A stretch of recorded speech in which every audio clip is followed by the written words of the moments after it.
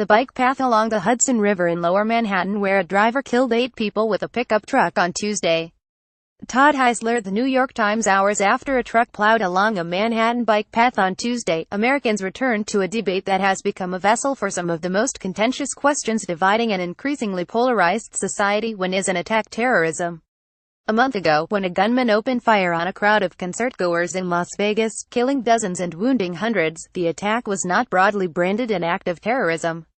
But that label was immediately attached to the attack on Tuesday that killed 8 people, setting off another round of a fierce national debate. On the surface, this could be considered a straightforward question of motive.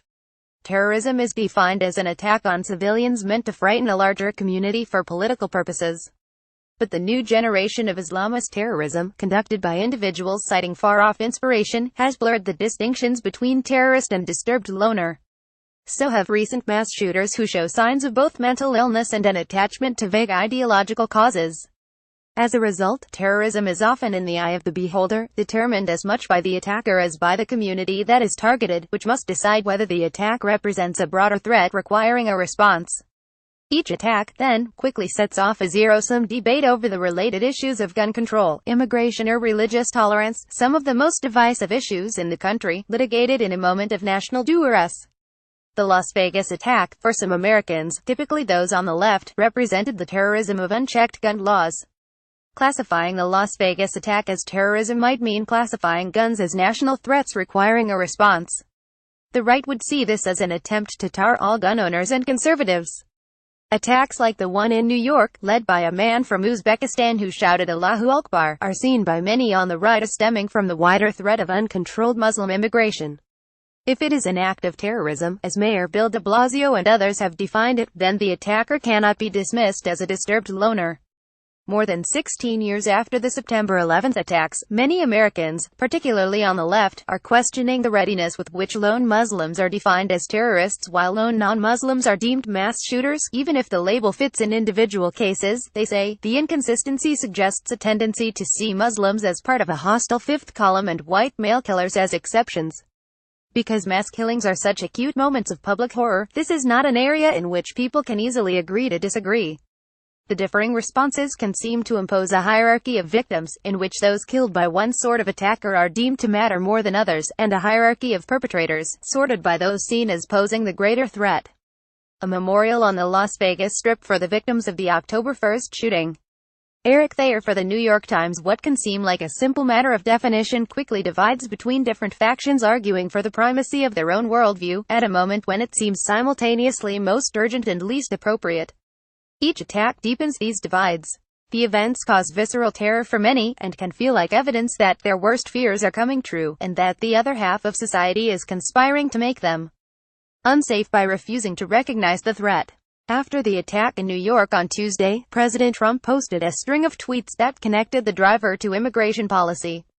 He said he had ordered the Department of Homeland Security to step up our already extreme vetting program, and called for an end to a diversity visa lottery program for immigrants. Being politically correct is fine, but not for this, he wrote.